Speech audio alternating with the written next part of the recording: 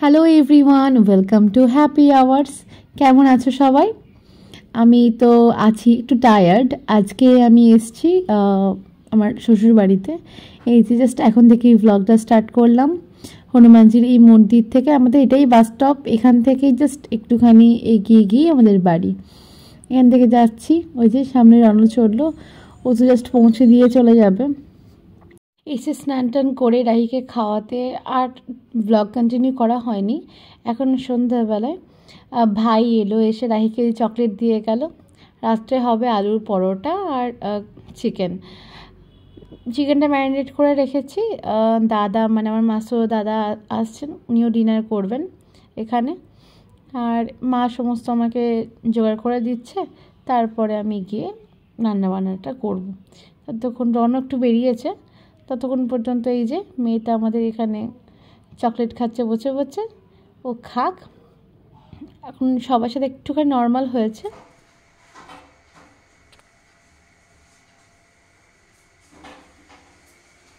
এখন পরোটা বেলছি আর মা শেখছে। এই যে চলছে পরোটা, আলুর পরোটা, ভাইয়ের ডিমান্ডে।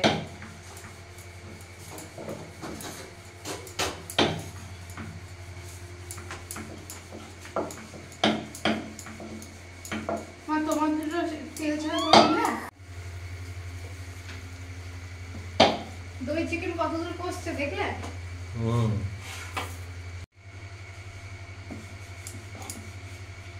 আমি আর রুই আছি আজকের দিনটা। রু আর আমাদের এ বাড়িতেই কাটবে। সকাল থেকে ভীষণ মানে জাস্ট জানলাটার মধ্যে পাখির ডাক খটখট খটখটে ঘুমটা ভাঙলো। কি অপূর্ব কি বলবো। আর এখানে রীতিমতো ঠান্ডা, মানে জাস্ট মাকে বললাম মা একটা চাদর দাও, আমি ঠান্ডা লাগছে। আমি কিছু আনিনি তো, না বুঝতে পারিনি যে এতটা ঠান্ডা লাগবে। এখন রুকে খাওয়াবো, বাকি ভাই তো বেরিয়ে গেছে, মাও এখানে একটু মর্নিং ওয়াক করছে। এখন রাহিকে খাইয়ে আমি একটু রাহিকে নিয়ে বাইরে বার্ডস দেখাতে নিয়ে যাবো। কি সত্য জানি না, বললি বলে তাই জানলাম। এই কথা হয়েছিল না, তুই চিন্তা করতে পারবি তাই না? হ্যাঁ, আরে হলুদ আর এক গাছ, সবাই ফুল ছেলেকে বলছিল। রাহি তোমার ভালো লাগছে? আস্তে আস্তে আস্তে। বাবা মা ভাই প্রত্যেকেরই গাছ লাগানোর ভীষণ শখ। বিশেষ করে বাবা তো সবজির দিকটা এরকম করে দেখে, একদম বাড়ির টাটকা জিনিসপত্রগুলো খাওয়ার মজাই আলাদা। আর ওই ভাই তো, আর ভাই এই ফুলের দিকে দেখতে পাচ্ছ, অর্কিড থেকে শুরু করে গোলাপ, কত ধরনের, এত সুন্দর, মানে শীতকালটাতে এত সুন্দর ফুল ও ফুটিয়েছে। আর ছবি পাঠিয়েছিল, দেখেছি, অপূর্ব লাগছিল।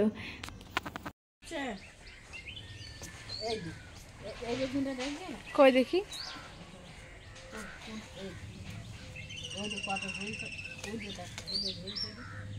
দাও ওদিকে যাই।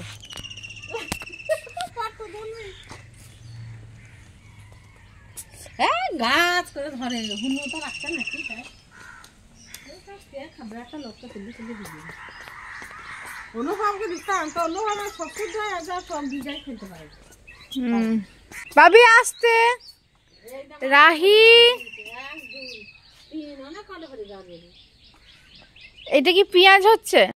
এখানটায় বসে মোড়া নিয়ে একদম দুর্দান্ত জায়গা এখানটা একটা, তাই না ভাবি? ভালো লাগছে। আচ্ছা এদিকে আবার দেখা, এদিকে এটা পান গাছ হয়েছে, একদম অ্যাভেলেবেল, আমরা সব ওখানে কিনি। তো ভাইয়ের মানে প্রত্যেকের এখানে, আমারও প্রচণ্ডই ভালো লাগে গাছ লাগাতে, কিন্তু আমার সেই সুযোগটা ওখানে হয় না। যাক এখানে সুযোগ আছে, এই আমাদের এই বাড়িটা থাকার, আর ওই সাইডটা আমাদের জায়গাটা পড়ে আছে, তো ওইখানটাতেই সবাই আর কি গাছ টাছ লাগানো সমস্ত ধরনের সেগুলো করে। খুবই ভালো লাগে আমার এইখানটা, বিশেষত আমার এই বাড়িতে এই জায়গাটা আমার বেস্ট। রাহি নো গ্রাম ছাড়া ওই রাঙা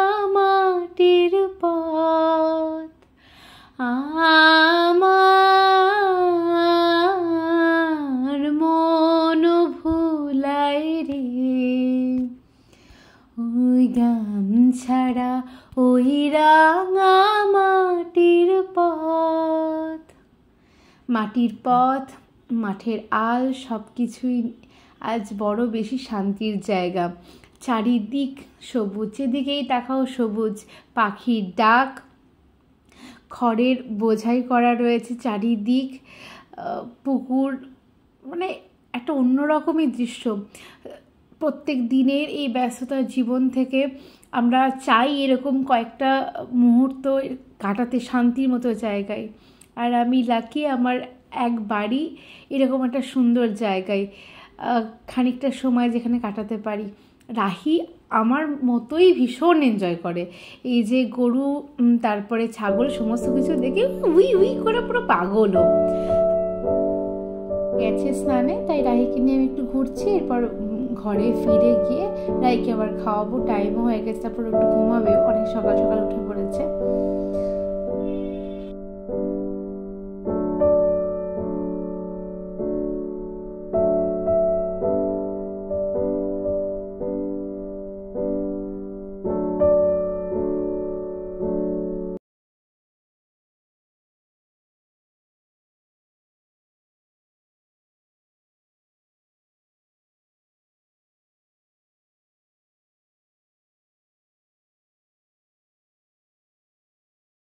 রান্না বান্না সব হয়ে গেছে, কিন্তু মা ওখানে বলছে বেগুন ভাজা করবে। এইটা করবি না, এইটা করবি না, দাঁড়া দাঁড়া। উফ, এটার ফিলিংসই আলাদা, গাছ থেকে তুলে খাবো এরকম করে। এটাই হোক না, এটা পোড়া বেশি ভালো লাগবে। এটা কালকে পোড়া হবে, থাক, বুধবার আছে। তাহলে তুমি নিজে আসতে নিজে দিতে না, তুমি ওটা ইয়ে করো, ছোট ছোট থেকে একটা করো। এই ছোটটা করো না, ছোটটা। ব্যস্ততা নিয়ে এভাবে সময় কাটানোই হয় না, মা বাবাকে সময় দিতেই পারি না বলা যায়।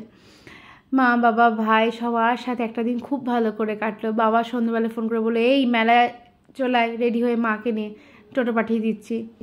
বাবাও ঠিক একই রকমভাবে অধিকার করে কথা বলতো। এটাকে উপেক্ষা করার মতো ক্ষমতা আমার নেই। চললাম এখন মাকে নিয়ে, ওখানে ভাই আর বাবা চলে আসছে, সবাই মিলে খুব আনন্দ করে একটা সময় কাটাবো। তোমরাও খুব